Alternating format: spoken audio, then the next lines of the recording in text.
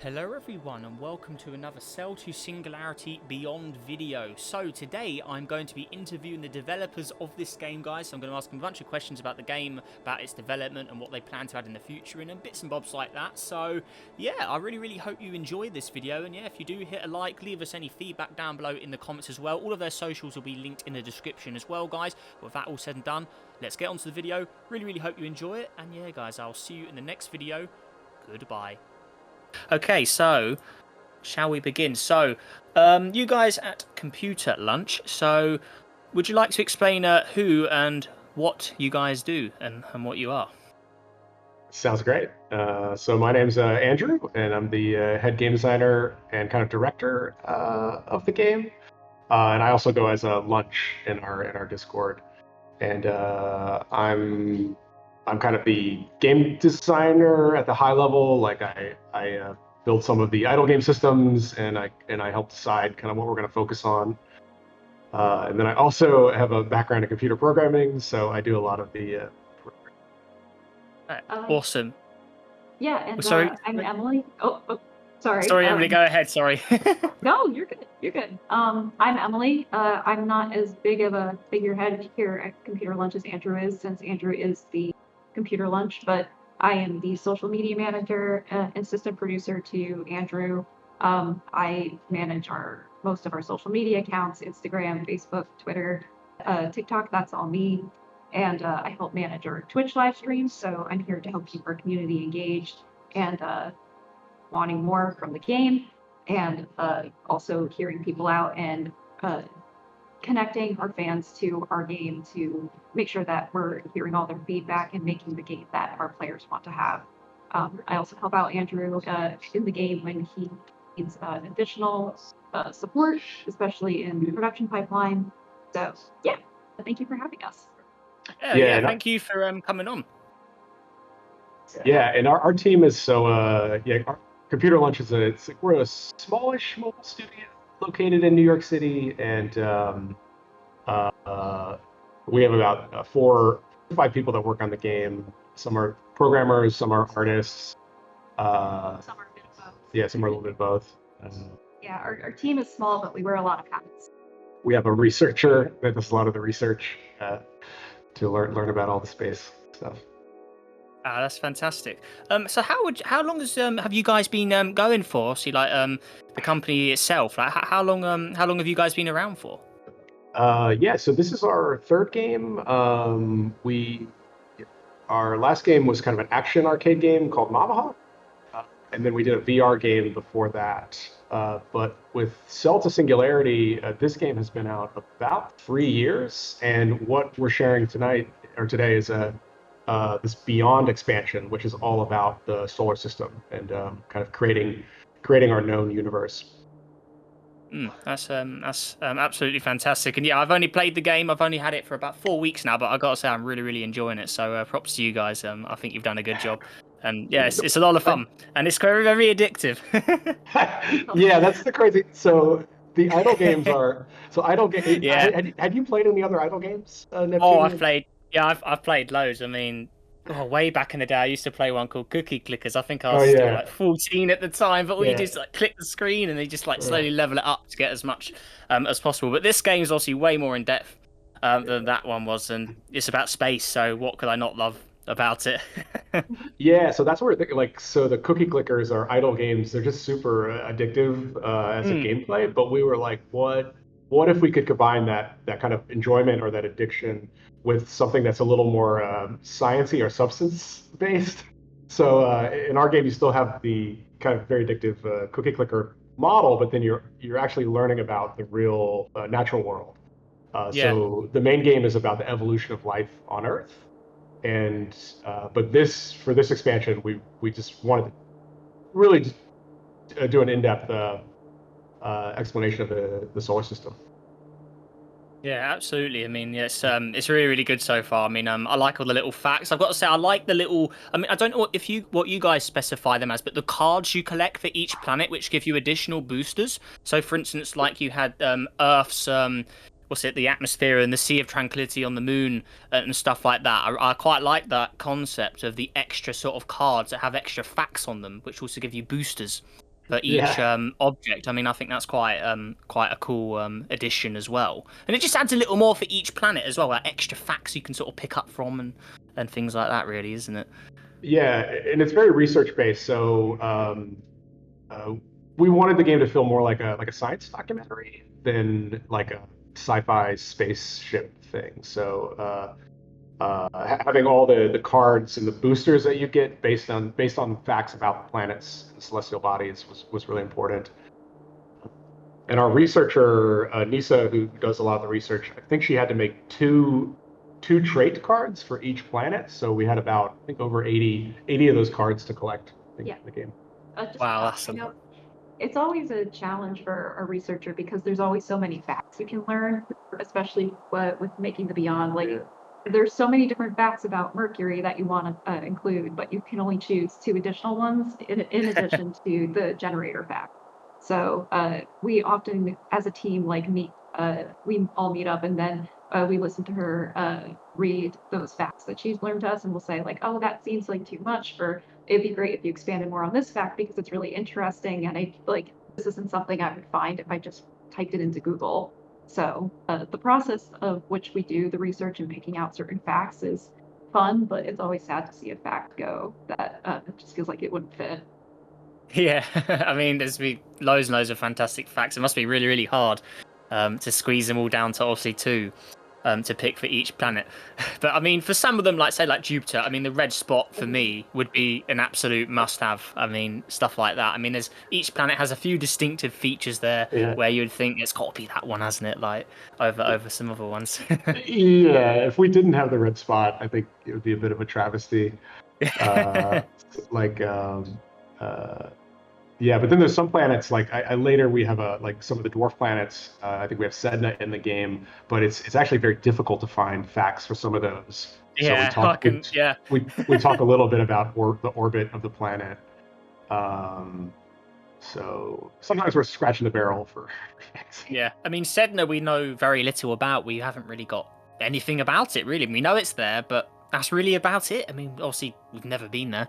I mean, it's very, very far away, so it's going to be an interesting one. Yeah, for Sedna, like the texture map on it, like it's mostly just a creative abstraction. We don't know what it looks like. I think we know it's red, but slightly reddish, yeah. Yeah. Which is all to do with the fallings on its surface over time. It's similar to what Pluto has, which gives it the brownish red area on it. They think Sedna would have something quite similar to that. That word, fallens. Fallens, yeah. Is it fallens? Yeah, I think we have that in the game. I'm not 100% sure. That word was so. No, I only heard it from this planet, or on Pluto, I guess has it too. Yeah, it's pretty cool. But yes, it's a fun fact about Pluto, really, of why it has that sort of brown red area. I mean, it is pretty fascinating stuff. Oh, for sure. So, as well, guys, just going back to some more of the questions as well. So, overall, given the base simulation is about evolution, right? So that's all to do with Earth and humanity. I mean, I haven't played it much yet because I've just been focused on the expansion, but I've done some research into the main game and just seen screenshots and videos of the full sort of completed set. So, what made you lead on to the solar system, like as an expansion pack on top of the main game? Like, what made you choose to do a space simulation on top of what you already had? Sorry. We as you mentioned, the main game's about the evolution of life. So you start off as a cell, and then you're evolving life from like a jellyfish to mammals, and then eventually you get humanity. And then with humans, you start like civilization. So you go through the Stone Age and the Middle Ages, and then eventually you get in the main game. We actually had this Mars expansion, where it was a little bit more like colonizing Mars. So if you've ever seen the movie The Martian, it's fantastic. We talk a lot about the technologies that might be needed to survive on Mars. And this was a few years ago, but at the end of this Mars colonization expansion, we like when you get to the very end, we kind of promised that there would be even more content, and we called it the Beyond. But we weren't really sure what it was going to be, but we just put it in the game. So what happened is like all the players would get to the end and they'd be like, okay, that's it. But they said there's this other expansion coming soon called the Beyond. and we left this billboard, this advertisement for this new expansion in the game for about 2 years, and We got lots of inquiries from big space fans who play our game asking, when's the Beyond coming out? When's the Beyond coming out? And we did a couple other expansions in between them that were also popularly requested. And then we decided, okay, it's time to focus on the Beyond when we were just getting nothing but inquiries for that. And it definitely fueled our fire to develop this and make something really cool out of it. Yeah, so this specific expansion was hyped up for a while, and we had a dinosaurs section that's all about dinosaurs. But yeah, it kind of just felt like just to add space to the game just adds a lot to the universe. The game's a little bit like a history museum. So Yeah. when you're walking around the history museum, you go see the dinosaurs, then you go see the mammals, and then eventually you get around to the observatory and you look at space. Yeah, it's cool. I haven't seen dinosaur stuff yet, but I'm very intrigued to try that out because I'm quite fascinated by all those old times on Earth in those old eras, like the Cretaceous period and all of that. Like, it's fascinating, all that, and it's all in the history of the Earth itself, really, as well, isn't it? So, I mean, it would be cool to sort of look back on with that. I know your channel focuses a lot on space, but do you feel like dinosaurs are more popular than space?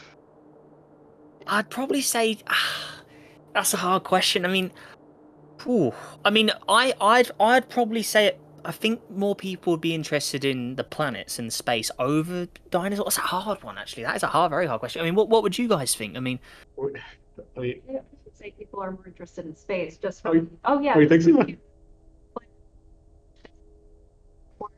dinosaurs Oh. versus outer space. They really. could you just repeat that? I mean, your quality just went a little funny there. Is that sorry about that? Yeah, sure. Sorry about that. I would agree with you. I would say that people are more interested in outer space generally, just based on the amount of inquiries I've gotten from players asking about the Beyond rather than our dinosaur expansion, Mesozoic Valley. Yeah, that's good. So you've actually got actual data as well. So I'm guessing it was like almost 10-0 almost, or say 9-1 for astronomy against the dinosaurs then. Something along the Probably lines of not that, maybe? drastic. Well, I wouldn't say that drastic, but yeah, I mean, for every one person who when is Mesozoic Valley coming out before we release that expansion, I'd say I got about probably 4 to 5 people asking about the Beyond. Oh wow, Yeah. okay, so that's quite a lot more then. Yeah, so we've gotten a lot of inquiries just because I think people are passionate about space. And when we added the whole terraforming Mars area to the branch, people liked that so much they wanted to see it continued. Ah, excellent. Cool. So, mentioning about the event that you guys had, so that was about a black hole, right? So that was around for quite a while. So could you explain more in detail what that event was? Because I haven't seen it, and I'm assuming it's gone now, because I haven't seen it in that mode. Yeah, so this is a like idle game or a clicker game, and the main mechanic is you're clicking to earn stardust. Each time you tap, you earn more stardust, and you save up to buy the celestial bodies. But the mechanic is you just tap. So we wanted to do something to celebrate the opening of the expansion. So we wanted to do a global event where everyone could participate to kind of open up the expansion together. And what we had our players do is everyone work together to create a black hole in the game, as everyone tapping together to like increase the mass of this black hole to turn it into it. So it started off as like a cloud of like stardust, and as players clicked over the course of a few days, it turned into like a proto sun, and then a full sun with some planets around it, and then it eventually became a small black hole. And then at the end of I think 5 days, everyone in the world was tapping on this thing. They hit 500 million taps. Which then unlocked the black hole, yeah, and then everyone at once could go into the expansion. So we were hyping it up pretty hard for a while. Yeah, that's pretty cool. Yeah, and it's still less collective clicks than when we had the Mesozoic Valley like that. That's true. Yeah, we did something similar for when we unlocked dinosaurs, but it was a fun thing because over on our social media, like everyone was like, oh, because everyone could see how many clicks it had. and like every hour would go up by a million, and everyone had been waiting for it, so it was an exciting way. It was also a little painful because people were like, "Give it to me now!" And uh, but uh, but that black hole, like if you're playing now, you'll get to see that black hole when you get to the portal that opens up the beyond. Right. Okay. Yeah. Cool. Right. So moving on to Beyond itself. Just about the objects and things like that. So, speaking of the dwarf planets, this was actually a question submitted by one of my viewers. So they were asking about the dwarf planets. Would there be plans to add any moons to the dwarf planets? So I know like Iris, and I think Make as well. I think those guys actually have moons in reality. I know Iris has a moon called Vamph. I know that was the name of it. But do you guys have plans to add moons to some of the other dwarf planets? No, not right now, at least. I mean, because it's quite interesting, really, because obviously we barely know anything about the dwarf planet itself. But moving on to a moon of the dwarf planet, we know even less about. I mean, I can see why you'd make that decision there, really. What moon? I didn't. Yeah, moon. What moon? What's the most popular moon of the dwarf planets? That's not. Sorry, Pluto. can you just repeat that? Oh, what's the most popular moon of the dwarf planets? I mean, so not Pluto. So no moons to do with Pluto, right? Yeah. So, I mean, easy. It's a hard one because obviously if you knock out all of Pluto's stuff and you think about other moons in the Kuiper Belt, I mean, the only one that would come to mind for me personally would be Vamph, which is a moon of Iris. And that's basically it as far as I know. I mean, I know there's a few other moons out there with some of them, but the only one I could think of would be Iris's moon. And that's about it. So, I mean, it's quite a sort of hard one to know, really. I mean, I'm guessing not many people really, unless you're like a real egghead like me with the space and stuff. I mean, I guess most of the general audience probably wouldn't even know what that is anyway. Cool. I'm actually glad to hear that there was requests for this, because we've gotten requests for these on our live streams as well, and on some social media posts we've made. It seems like people are really interested in learning more about different planets. We weren't even able to include all planets from Saturn or Jupiter, because it becomes a performance issue if you have too many planets or celestial bodies at once. So I know we've gotten enough inquiries about including more moons that if there was a lot of requests for specific moons, then we would consider it and look into how it would affect the simulation. Yeah, we'll add the Vamp one. What'd you call it? Vamp? Vamph. I think it's Vanth, and it's a tiny moon of Iris, if I remember correctly. I mean, I'll give it a quick. I'll quickly just look it up now. Actually, I'm gonna write that down. Yeah, we'll get that one in there. Cause that's fantastic. Yeah, because it's kind of like. Okay, we'll ask Lisa to make sure. But because we do have Pluto's moon, which is like Charon, but the dwarf planets, they're kind of mysterious. So the idea, like, not only are they mysterious, but there's a moon on one of them is kind of fun to think about. So it looks like it goes by two names. So it's Vamph, which is Vanth, but it looks like it also goes by the name Dysomia. So it's Dysnomia. And Google here just says it's the only known moon of the dwarf planet Iris, and likely the second largest known moon of a dwarf planet after Pluto's moon, Charon.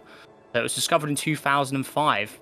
So it's a few years after Iris was discovered, actually. But yeah, so that I've seen that name around as well. But I think I can't remember. I don't know if people still call it Vamph or not, but I know it was definitely called Vamph at one point. But it looks like Dysomia. That's the first thing that you get when you search Iris moon. So maybe that's the name of it now. But yeah, so that was something that someone asked in the comments about. So yeah, it's pretty cool. You guys would you add that? I mean, it is quite a unique sort of little object. But I mean, it's like a little extra for Iris, really. And I know you guys earlier, you were saying about, it's quite hard to find certain sort of facts about each object. So maybe the moon could be another addition to Iris, maybe. I mean, along the lines of that. Yeah, that would definitely be something to consider. We're always looking to see how we can improve with additional content or research in future patches. So this is something really cool for us to consider. Thank you for bringing it to our attention. Yeah, no worries. I have to thank the person who commented it on one of my videos actually regarding that. I can't remember your name, unfortunately. I'm sorry. I did have some questions. Yeah, thank you. Yeah. So that's quite a cool one. Right, so moving on as well. So also just talking about moons and stuff. I noticed with Mars, Phobos, but there's no Deimos or Deimos or however you wanna say it. So could you explain how come there's only Phobos but there's no Deimos for Mars? Yeah, so it's in there. It's just not on the tree where you play Yeah. the economy side of it. And Yeah, I noticed that. Yeah, so I was wondering why it wasn't on the tree. Yeah, sorry, go ahead. The reason it's more of like an economy game design balancing thing.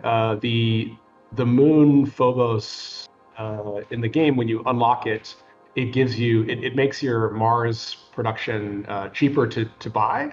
So it gives you a discount to upgrade Mars. But we only wanted to have one moon giving you a discount. So at some point earlier, we had both moons in there, Phobos and Deimos, and each one of them gave you a discount. But it was too powerful, so we removed it for balancing. But it is a little odd because you would expect it to be on the tree, but so it's just one of the challenges in this game is how do we get the game design to fit the content. And the universe is not it's not a planned out thing. It's very random. But a game design is pretty kind of structured. So we're trying to lay this game design structure, its idle game, on top of the scientific content. And sometimes it matches really well, but other times we have to kind of squeeze it into a form. Yeah. I mean, maybe just going back to it, I mean, also you said you removed it from the tech tree and it gave you a discount before, but maybe it could have some other sort of interesting perk only for Mars, something along the lines of that. Maybe there could be some other interesting thing. I mean, just an idea, but maybe it could have some other perk just to bring it back and just sort of have that completed sort of set of Mars in a way, maybe. Yeah, that's a much better way to design it. Yes, we need to get our creative game designer hats on and come up with it. I guess what could it be? I guess it could give you just a little more boost. Maybe it could just generate an extra bit. Yeah. Maybe just a little bit. Yeah, because then and that's the nice thing about having the game design, like the gameplay linked up to these things, because you're like, oh, I'm upgrading Phobos, or I'm unlocking something for Mars. So you get a little more connected to the research about the planets because it affects the gameplay. So it adds a layer of intrigue to it. Yeah. I hope we can. Yeah, that's a good idea. We got to do that.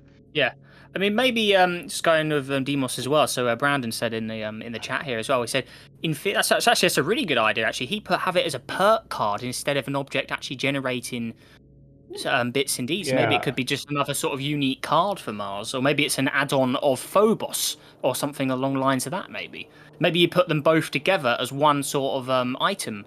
As a list, maybe it goes Phobos and Deimos and they work together in a way. So then they still only have one sort of buff for Mars, but then they're both sort of recognized there. Maybe that could be just a tip, maybe, or maybe a suggestion. Maybe that could. Because they're like brothers and sisters in a way. So they could work together. Utilizing trait cards is something that we've done in past expansions, especially with mammals and the birds and reptiles. Where, for example, we wanted to do a 3D model of a turkey, but that would have affected the performance of the game. Yeah. And so we just ended up making it a trait icon instead. So that could be a solution for moons we could consider as well. Yeah, if we had to add 8 more moons to Saturn or something, then we'd have to figure out, I don't know if they'd all be cards. They might be this little buff. Yeah. But I'm not sure how we'll handle it yet. I mean, they could be bunched into just one perk as the major moons of Saturn, for instance. Because, I mean, how many moons is there around Saturn? I mean, I know there's Mimas and Titan, but is there any other ones? Because I haven't actually got to Saturn yet in my simulation. So, Brandon, is it okay if you can hop to Saturn on the simulation, please? There we go. Okay, so we've got Mimas, Enceladus, and Titan. Oh, I can't wait to get to Saturn. So, major moons of Saturn, so there would also be Tethys, Dione, Iapetus, and maybe Hyperion as well. So maybe those guys could be added as a separate sort of card together as the major moons of Saturn or something along the lines of that. Because I know, like you guys said, game performance, the more objects you have orbiting an object that's already orbiting something. And it's the same with Universe Sandbox as well. As soon as you start adding moons and then other moons around moons and things, it really does impact simulation speed, because you're trying to sort of process all of those coordinates and speeds all at once, and it obviously can get quite troublesome if you have loads and loads of things all going around at once. Yeah, totally. We've tried to balance the like adding more moons versus adding, like, we have comets in the game, so if you go to we got like around Jupiter we have Shoemaker-Levy, which is a comet that crashed into Jupiter. So we've kind of decided like each piece of content that we add in the game, we have to make sure it's like significant enough to get as much like value for the experience. Yeah, I mean, so I think, some of the moons get a little bored. Some of the moons like drop off in popularity, but Yeah. it'd be great. It'd be great to see them in there too. Yeah, I mean, I think you've made a good choice with Saturn's moons, because Mimas is very, very notable for its crater. Everyone should know Mimas. Enceladus is obviously water, a lot of water going on there, and obviously Titan is obviously, if you ask me, the coolest moon in the solar system. I mean, it's very, very awesome. Is that the one with the ocean on it? Enceladus is quite similar to Europa around Jupiter. It's obviously a lot smaller than Europa is, but it's along the same lines of it could have a lot of water hidden underneath that frozen surface. And they've seen it shoot like material into the rings of Saturn as well, which actually feeds the rings a bit with more material. That's and there's awesome. actually a fantastic picture, I think it was Cassini, it got it a few years ago, where it actually captured a glimpse of a geyser, I think it was, or geyser, however you want to say it, shooting off Enceladus into space, and obviously that goes into the rings of Saturn. That actually sort of feeds the rings a bit and keeps them going, which is really, really cool. That's amazing. Yeah, I think one of our Titan traits is about the geyser, I believe. But yeah. So stuff like you explaining about the geysers or the geysers, like that's such a great fact. And then we try to translate that and wrap it into the gameplay a little bit. So yeah, that's awesome. About it. Okay, so moving on next as well. So also objects. So we discussed this before we started as well, but the moons of Uranus. So a lot of people are saying, where's the moons of Uranus at? So would you care to explain to everyone watching with the moons, what's happened to the moons of Uranus around the game? As right now it was just, it was Oberon, wasn't it, that you currently have around Uranus? Oh, people want more Uranus moons? Is that what they're asking for? I guess we got to add more. Where are the other moons? Yeah. I think the reason we chose Oberon, Oberon's kind of it was kind of a strange choice. It's the second largest moon of Uranus. The reason we didn't choose Titania, which is the largest, is because we already have Titan and Triton, and we felt like adding Titania would just be so many T-named moons that it would be harder for players to remember. Yeah, it would absolutely. Just get kind of lost in the sauce. Yeah. Yeah, I mean, there's some other interesting ones. I mean, I think if just thinking about Uranus, I think obviously Titania, obviously we'd know that as the largest moon, but Miranda, have you seen Miranda before? That one is very, very interesting. Have you seen its surface? Maybe that could be impossible. What's unique about Miranda's?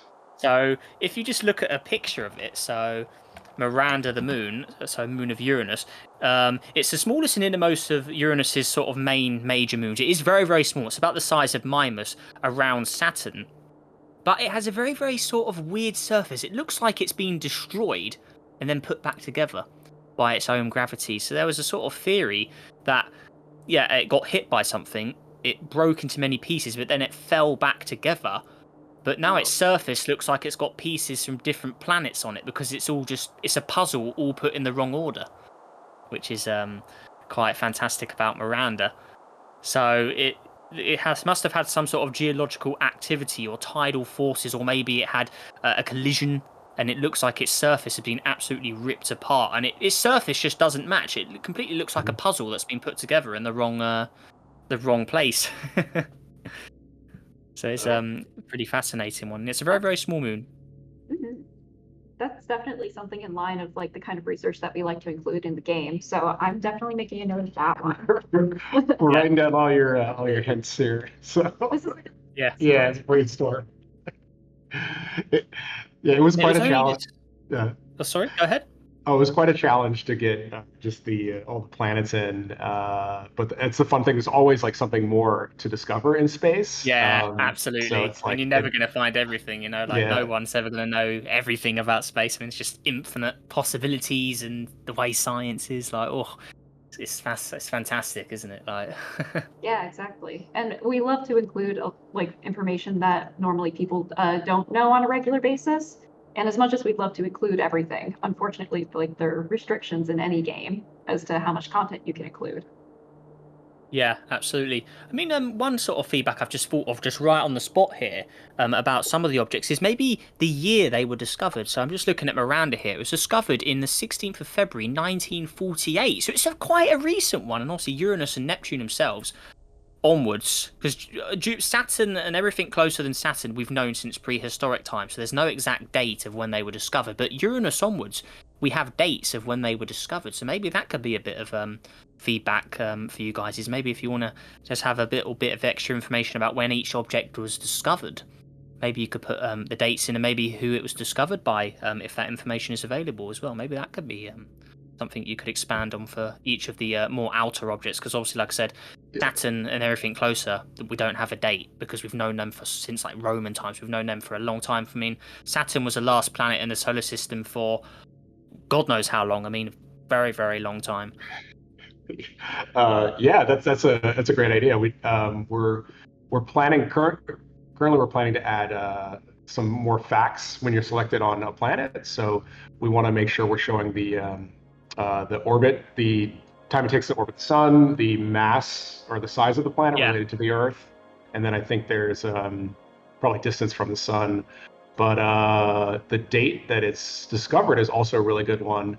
When it's discovered, so currently the Beyond is really about like the celestial bodies themselves, like the planets. But then we're planning to actually talk a lot more about the astronomy section of like Ah. humans' relationship to it. So in the main game, like as you play the space expansion, you're going to unlock more stuff on the civilization tree related to astronomy, and we might talk about like when a certain telescope was unlocked, or a certain technique in science that allows us to learn more about these planets. So it might be a little bit like you unlock something in the main game, and then you get some more facts about the planet. So you might reveal when these planets were discovered. Yeah. I mean, it's that's awesome. But also, actually, going back to Uranus as well, a fun fact as well.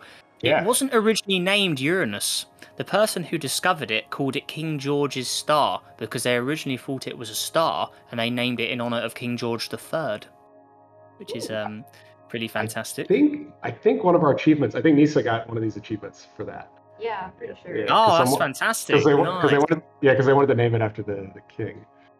Yeah, And then, because they thought it was a star, but obviously no, it wasn't. It was Oh. another planet. So it was called King George's star originally, but when they found out it was a planet, it got the name we know and love today. Yeah, and all those like so facts like that, we tried to, as players play the game, they'll unlock achievements, and then those achievements sometimes they'll have hidden facts like that. Yeah, I saw them with the very little amount of achievements I've got so far. I mean, I've only just got like the moon and the asteroid belt to level 5, and I'm assuming there's another one for level 10.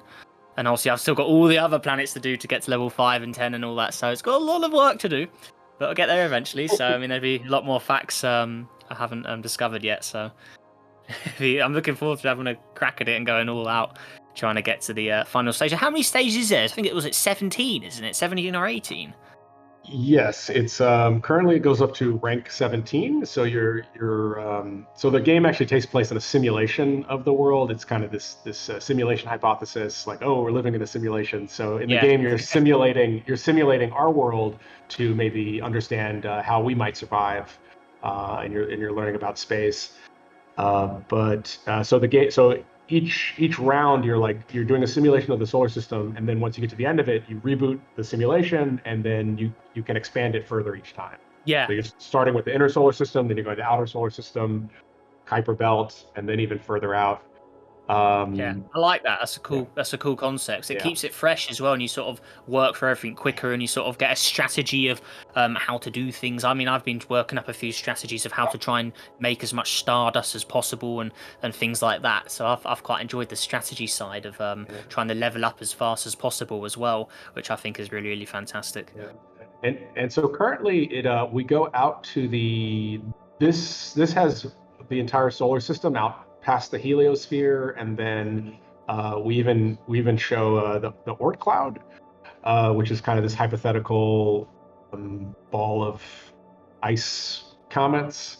But then at the very end, we let the player go to Alpha Centauri star system, where they can get the closest stars, and that's where it goes at this point. But the next step is deciding how we're going to extend further out. Are you going to be unlocking nearby stars? Are you going to go out into the galaxy? The Milky Way, yeah, I was going to Yeah. ask you guys, would that be a plan? Is after you got Alpha, which is the closest system, would we start heading out into Milky Way quadrants, and then would we go to Andromeda, and then would we go all the way to the clusters, observable universe? Like, would it go all the way to the observable universe? Almost like a size comparison from going all the way from the sun, obviously zooming out all the way through that. Obviously, game design wise, could be a bit challenging. I mean, I was trying to run all that simulation at one point, but maybe that's an idea. Maybe that could be doable. A way around it.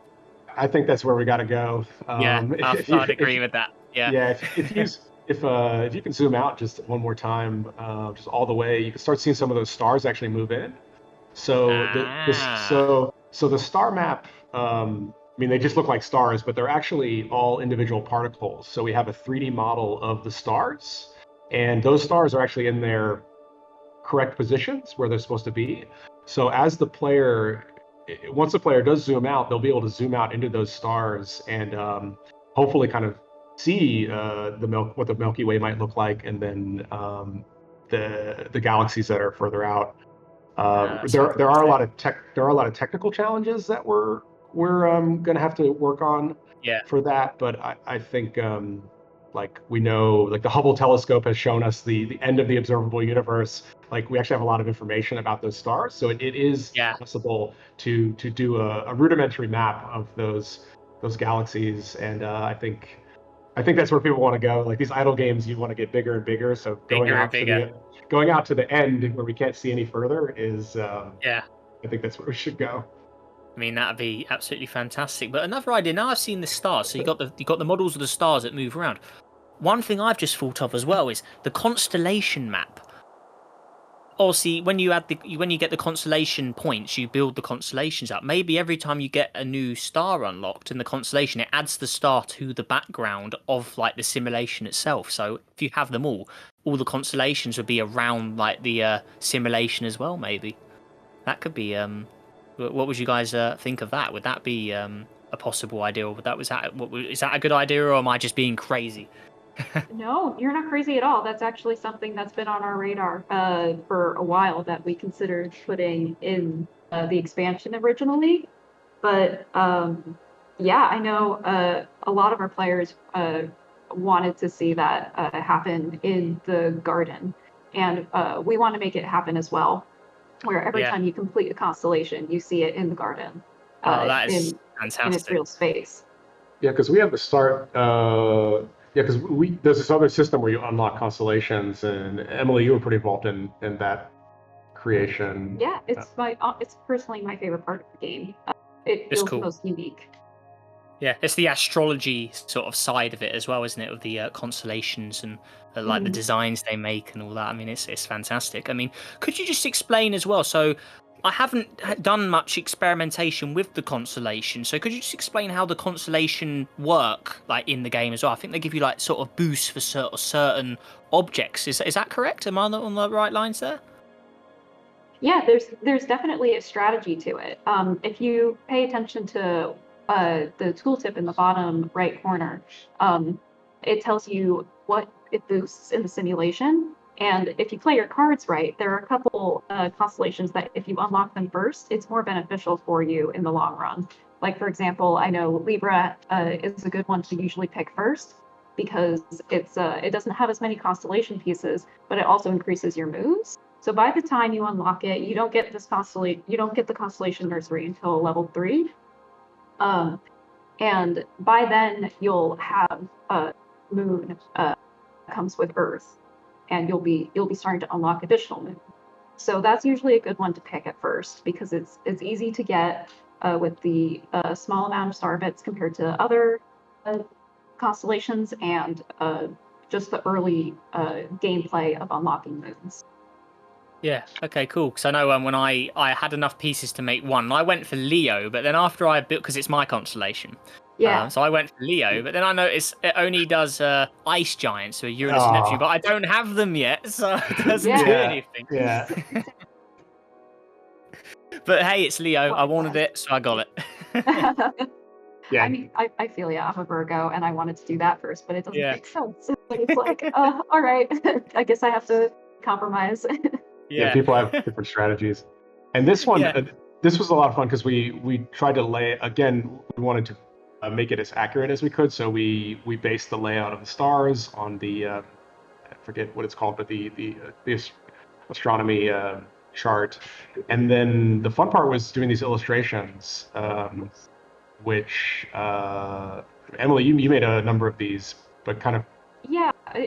The illustrations were split up between 3 of our team members, me, our technical artist Olga, and our researcher Nisa. I actually did the Leo illustration, so fantastic. Hey, he's awesome. But actually, speaking of the... Oh, go ahead, sorry. Oh, yeah. No, I mean, it was just a fun process to be able to experience with the other artists on our team. Yeah, that's awesome. But yeah, one thing I just wanted to ask as well is, Constellation of Orion... I don't know if I'm blind, but is it in the game? Orion? No, I thought I was going crazy. I was like, hang on, where's Orion? So could you explain where is Orion? Because I know some people I was talking to were asking about. Yeah, they were like, where's Orion? We've gotten quite a few requests for additional constellations, which is another thing on our radar that we would like to add as well. But we needed to give ourselves some restrictions to start with. Otherwise, we'd be adding constellations left and right while developing, and we wouldn't stop. So we said, we'll just do the zodiac constellations for now, and then based on requests and constellations that make the most sense, that are really popular, we'll add later on. Okay, I see. Oh yeah, Brandon's just highlighted for us as well that he said, there's around 88 constellations. So that's a lot of constellations. That's a lot of buffs you could add. Yes. Wowee. But I think like major ones like Orion, I think, if you ask me, I think if I was to think of a constellation, I'd always think of Orion first, even before Leo, because it's always just so notable with the 3 stars in the line there. I mean, if you were asked to think of a constellation in the click of a finger, what constellation would you pick first? What would come to mind first? Would it be your own one, or would you go with another one? I would agree. I think Orion is probably one of the most popularly known constellations. I know for me, whenever I look up in the sky, I look for his belt. Yeah, so. Exactly. Me too. I always look for Orion's belt, and then try and spot like Betelgeuse and Rigel, because they're in the constellation as well, and they're very, very bright, or they usually are, so you can spot them quite easy. So it's always cool to try and find that one in the sky. Yeah, definitely. Absolutely. I agree. Also, the Big and Little Dipper, I think, would be good options as well. Yeah, definitely. Cool. Yeah, Big and Little Dipper. And then is the plow? Is it called the plow? Is the plow in there? Yeah, I'm not sure. I haven't really revised the map enough. Yeah. It's just the zodiac constellations for now.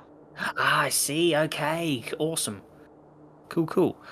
All right, so moving on as well. So back to the solar system sort of diagram itself. One thing I just wanted to note as well. So I noticed there was a planet X. But is there any plans for a Planet 9? Because I know a lot of people on my channel. It's kind of a fan favorite on my channel. Really, we've always in the solar systems we've built on Universe Sandbox and stuff. We've always had a Planet 9 just on the outer edge of the solar system. So it was a speculated gas giant. Originally, I think it was around 10 Earth's masses. Speculated an ice giant. I think the theory's changed to a little less mass now. But yeah, some people are saying. Would there be plans to add the gas giant Planet 9 in? Obviously, it's a theoretical object, but it's Planet X is still theoretical, so would that work? Yeah, we just threw Planet X in. I guess it could also be called Planet 9. So Planet 9 is considered they think it's a gas giant? Yeah, they think it's hypothetically? like Oh, an ice giant, gas giant around 10 masses of Earth, so not as oh big wow. as Uranus or Neptune. And yeah, it's definitely a fan favorite of my channel. I mean, Yeah, we have a custom prefix of like a deep sort of dark sort of blue one. I mean, I can post an image of it yeah, actually, for you guys, yeah. but it's definitely one of our favorites. That's great. Yeah, I mean, we threw like Planet X or Planet Nine, still hypothetical, but the concept is so cool. It's like the Bigfoot or something. It's like, is it out there? Are we gonna find it? Yeah, But I actually didn't know that it was considered a gas giant. So that's a little more interesting I mean because that's the theory. But yeah, yeah, we just kind of stuck it in there and kind of made it look mysterious. So it might be it more does look fun quite cool. to Yeah, yeah, it might be more fun to kind of make it a gas giant. That's a little more interesting. I yeah. think right No, now we have it as like a more like a dwarf planet. Good thing. yeah. I mean, I've just posted an image of what Yeah, I our see fan it. favorite one in the chat there. So that's sort of our interpretation of a possible Planet Nine. So And it's it's a deeper sort of more blander shade of Neptune in a way. With a sort of it is deeper blue and a less sort. It's got less blue in it. It's got more white in it in a way, which is quite cool. But yeah, that's our sort of little look at Planet and Nine. you That's said sort of that's our 10, design. 10 Earth size? Oh 10 yeah, so Earth size? 10 masses of Earth. Oh, masses. But I think radius wise, I mean, I think Universe Sandbox puts it around. I think it's around 15,000 radius. So it'd be about I don't know 25 to 30,000 diameter size. But Do that's you obviously to be debated. I mean, it's still all a theoretical do object. you I mean, there's think no true facts. do you think they'll find it? I don't think they'll find it. I think I mean, I'd love to believe. I would love for Where's it that to filter, exist. Andrew? I feel like it's just gonna be like Bigfoot.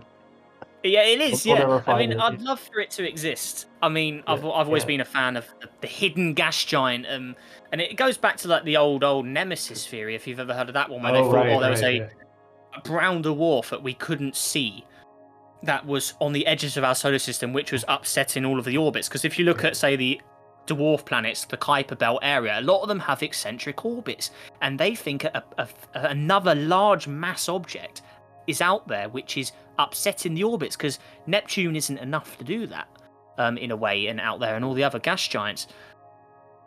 And Um, and yeah, yeah. and Planet X, the orbit is so the furthest orbit object we have is we added Sedna, Ah, which yes. has I think an orbit of 10,000 years, and that Yeah. one has a very elliptical orbit.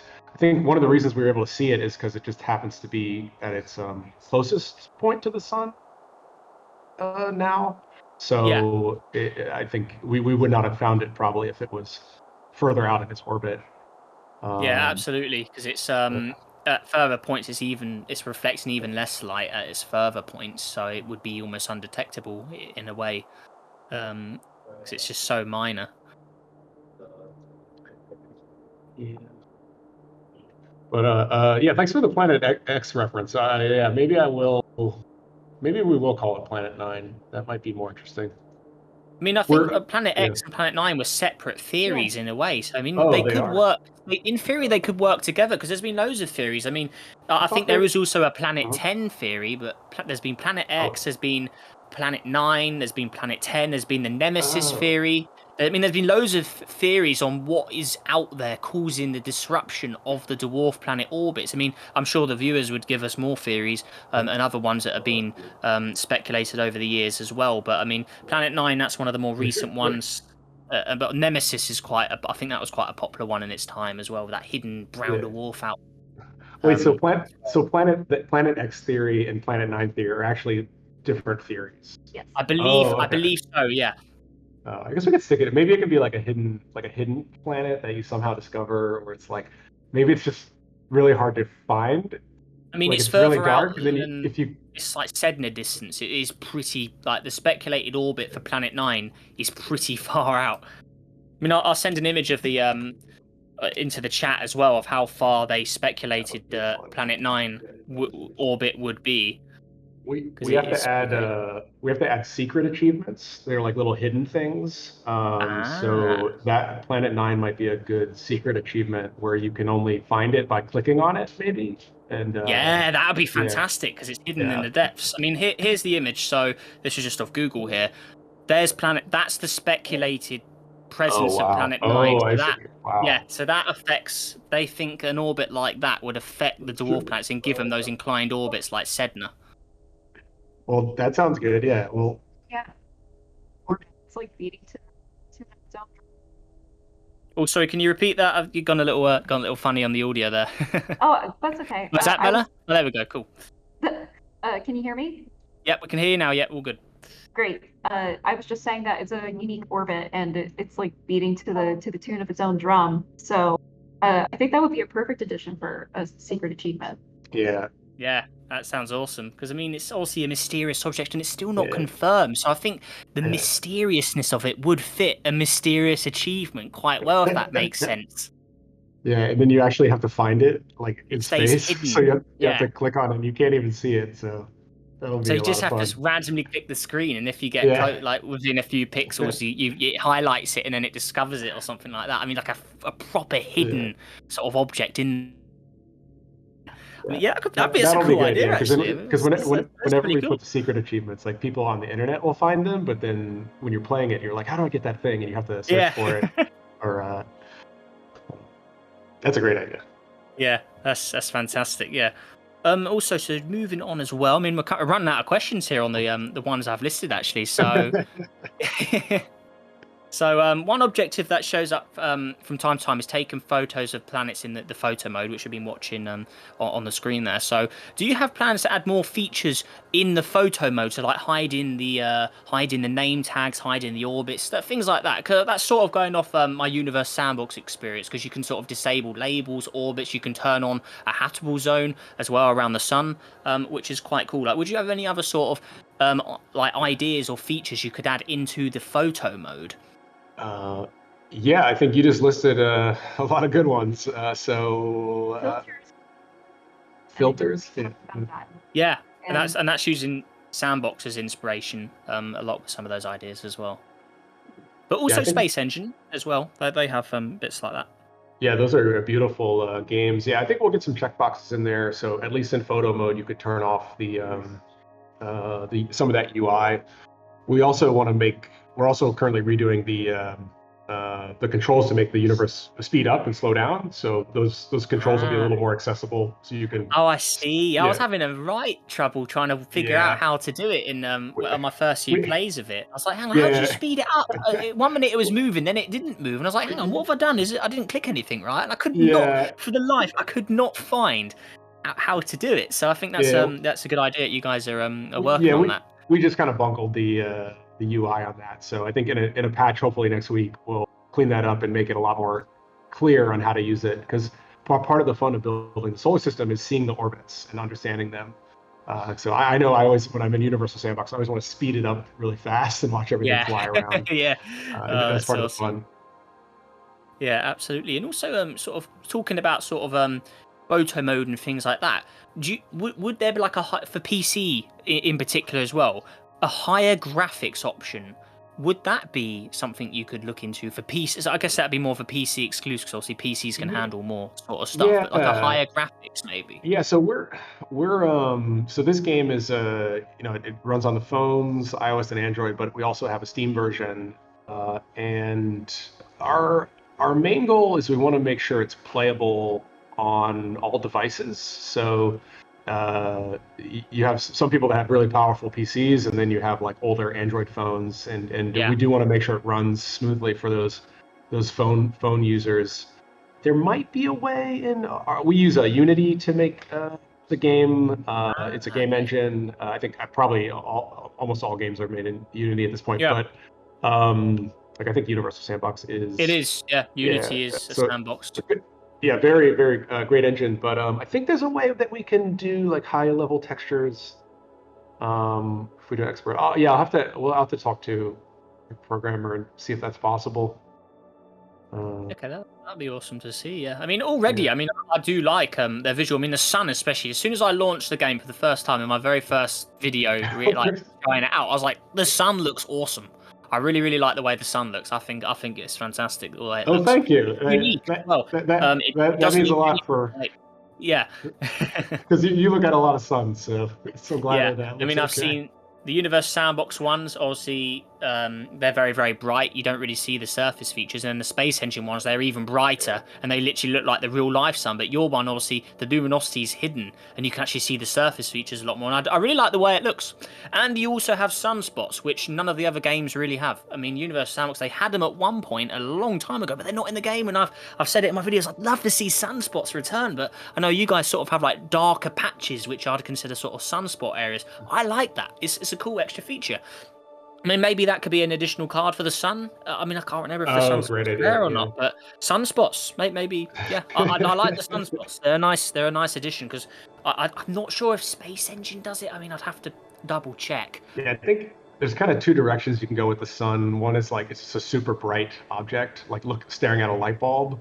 Yeah. Or you can kind of show the textures on it. I think we just wanted to show a little texture. Yeah. On the sun. I know that's another object that went through quite a few iterations. Like there were points where it looked darker and much brighter than it does now, and we didn't have the particle effect of like the the corona. There's a little bit of like waviness on the edges. Yeah, it's supposed to be. So honestly, for me, I think that's my favorite part of the sun. Yeah, I gotta say, I really, really do like it, and I think he does a good job with the sun there, because I think it moves as well. Like all of the surface of the sun, it does sort of change slightly, doesn't it? Yeah, it's got this kind of wave effect where you have like they do it, but there's like two textures that are transparent, and then they go in different directions, and then you get like almost like this motion effect. So it's a very subtle movement. But the sun is so special. The sun is so special, so we wanted to make it look good.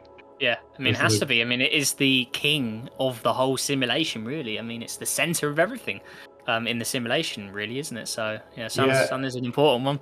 The sun's really special. We and the other part of our game, which is all about the history of life, and the sun is featured in that too, because really the sun is where like the energy to start life comes from, and the warmth of the sun and the photosynthesis. So the sun is a big character in our own our own absolutely story. Yeah, definitely. As soon as you start the game up, the sun is there. Yeah, controls all life on Earth. Remember, very very important piece of science, really. Yeah, it's no surprise everyone used to like worship the sun, like the I don't know if it's the Mayans, but like the idea of just like worshiping the sun, it makes a lot of sense. Yeah. And also just looking up at the sky is. It's a force much greater than us. Yeah, but in a way, back in the old days, in a way, it wasn't as significant as the Earth itself. Because remember, back in the day, a long time ago, Earth was the center of the universe. That was what the believed theory, that Earth was the center of everything. The sun orbited Earth in the geocentric solar system model. That it was Earth, Moon, and I think it was Venus or Mars, and then the sun orbited the Earth a little further out. Then you had sort of Jupiter, Saturn, and that was it. So the sun sort of orbited the Earth like a planet in a way. Like the Earth was the center of everything, which is, I think that's a very very interesting theory for the time, and it's crazy that was actually a theory at one point. I mean, it's crazy how things have changed. Yeah, we wanted. Yeah, we wanted to. I forget the name of that. That's Copernicus style or something, but they shifted the way they saw the solar system. One idea we had is actually to change the orbit so they're all around her, and then show what that looks like. But that'd be really cool. We're gonna have to save that one for later. Yeah, it's quite cool. I mean, I've had a go at building it in Universal Sandbox as well. That's the best place to have a go at it. From all the things I've tried, and building the geocentric solar system, it looks crazy when you actually put it together and like, hang on, Earth in the middle here, how does that work? Because then you have like the massive planets all orbiting Earth, and like, how would that actually ever work? But obviously the information was so primitive back then that that's what they believed. I mean, and it also would look almost the same. It looked very similar from Earth, at least. Yeah, definitely. So yes, it's fantastic, really, all the old theories. But actually, just moving on as well, back to the game itself. So now this has came out, so the space expansion. Do you have any more plans for another expansion or to expand the game in any other ways, or are you going to keep focusing on the solar system model for the time being? I think for the time being, we have to. There's still a lot more we want to do with the space, so Yeah. we'll probably kind of. I mean, even all the ideas you had just now, I think all of them are pretty good and worth adding to the game. I know we do want to go to the end of the observable universe. I think Oh, that's gonna be exploring cool. past, yeah, kind of exploring to the galaxies, maybe even. I think they think there might be a black hole in the center of the galaxy, so you might have to venture out over there. Yeah, Um, Sagittarius A in the Milky Way sends a is black that hole. what it is? Yeah, yeah. So Yeah. we definitely would love players to unlock that.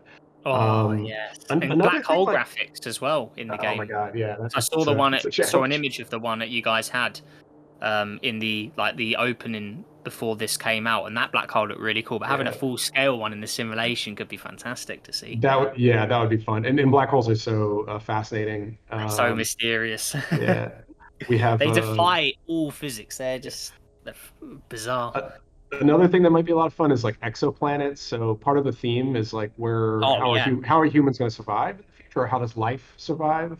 And like the sun won't be around forever; it'll be around a very long time. But are there exoplanets that might be worth exploring? So it might be fun to, as you go out further, to unlock some of those exoplanets. Yeah, I mean, like the And trap. I don't know if you've ever heard of TRAPPIST-1. That was one that was discovered a few I years ago, think and I they saw it thought on that your one. channel. Yeah, Yeah, I was yeah, looking they at your read channel possible earlier. Earth-like planets. Yeah. Yeah, so even just going through and unlocking the different TRAPPIST planets is, I think, would be very exciting for players. Yeah, and there's also some other ones like the Gliese planets. I can't remember the exact name of it, Yeah, but there's like possible Earth-like worlds there as well, which is really, really cool. So I mean, yeah, maybe some possible Earth-like candidates could be some exoplanets to check out, but then also some more obscure ones like the darkest planet, the planet with the largest rings and things like that. Just a sort of unique extra ones to yeah, sort of throw in there as well, which are really cool. yeah. That's a great idea, and we haven't even started the research on those. So there's right now, since we just got this part out, we're kind of taking a step back and thinking about like what to approach. Ah, One new thing hopefully we'll get in is I know the James Webb Telescope is going to be launched in December 18th, so 2.5 weeks from now. So we're going to try to see if we can get like a 3D model of that and stick it in the game. oh yeah, let's go. So Yeah. because we have all the whole solar system, so it'd be fun to get a few satellites in there that you can zoom in and see where they're located. Yeah, like the active ones at the moment. So obviously we've got Juno around Jupiter. No more Cassini, rest in peace, around Oh, Saturn. that was, So we've got Jupiter. We've got I think the Parker probe around the Sun. Still, is that still around? And then there's also the probe on its way to Mercury at the moment. I can't remember the name of that one either. But it's going around Venus and Mercury at the moment because it has to use Venus to slow down to get to Mercury. Otherwise, it will just sort of launch past it. It's all to do with the orbital slingshots and things. If you just try and approach Mercury straight away, it's going to be quite hard to stay in orbit for a little probe. But using Venus, you can sort of slow the probe down a bit so it can keep up with Mercury's sort of orbital path, which is quite cool. So I think that probe is currently around as well, and maybe just the Voyager probes because obviously they're still going, yeah, and yeah, they and are the they're so kings. furthest out, Yeah. human object. I Maybe it meant would the old be. pioneers as well. I mean, they're still out there. They're dead, long dead now. But the pioneer probes, they're still out there somewhere. But yeah, the Voyagers, Voyager 1 and Voyager. I mean, Voyager 1 is the furthest man-made object. I mean, maybe it'd be cool to have that as like a hidden achievement, to, like try and pinpoint where the Voyagers currently are, maybe, or just have them in the simulation just to show the scale of how far humanity has reached out into space, which would be quite cool. Because seeing interstellar Yeah, space now, it's sort of I really far out. yeah, the Voyager is I believe just right past the heliosphere. Yeah. So when you were zoomed out a little bit from there, you can see it, but it's still way far away from the Oort cloud. So it's got a long Yeah. way to go. And what's fantastic as well is NASA, they still have a website showing the actual data of the probes, how far away they are, what their distance is right now. They still have it. So I'm looking at Voyager 1. Its mission time is 44 years. It's insane, yeah. That's double how old I am. That's just to put it into. I mean, that's yeah. So it's 44 years, 2 months, 17 days, 8 hours, 31 minutes, and 34 seconds. The exact time it's been out. It has the exact data. Distance from Earth, 155 astronomical units. It's fantastic. They actually have a website for that, and it has cosmic ray data, and they're still broadcasting. They are absolute legends in human history, if you ask me. The Voyagers. They really are, Yeah, and they are fantastic. that's why I think it would be a nice addition, because like you just click on a satellite and see where it is, so that we're planning to add some of that stuff too. So yeah, at least for the foreseeable future, we have a lot more plans for the space expansion, and there's still, I mean, it only came out 2 weeks ago, so there's also a few bugs that we're working on fixing. There's a lot of stuff we want to do. First focus on polish. That's the plan. Oh, sorry, Emily, can you just repeat that again? Your mic went a little choppy there. First, we're focusing on polish, then additional content. Ah, that's awesome. Yeah, very, very nice indeed. All right, awesome. So, actually, just that brings it to the end of all of my questions. I mean, that's everything I've got down. And yeah, I'm completely out of things to ask you guys pretty much now. I mean, yeah, it's been absolutely fantastic talking to you guys, and yeah, thank you for coming on and speaking to me, really, and yeah, massive thank you to Brandon actually for setting this up as well. Yeah, thank you so actually much just for arranging this, and yeah, really, really appreciate it. I hope everyone watching does as well. Yeah, and love the ideas. I think there were like 4 or 5 really good ideas that are, we just added to our list of things to do. So that's awesome. Yeah, so that's really cool. Yeah, and if anyone is interested in checking us out, our social channels are, you'll check us out on at Singularity, on Facebook, on Twitter, we are Computerlunch, and on Instagram, we are Computer_lunch. We also just created a TikTok not that long ago, Singularity. We create a lot of fun content on there, and if you become a fan of the game and you want to give us some feedback, that's a great way to let us know what you think.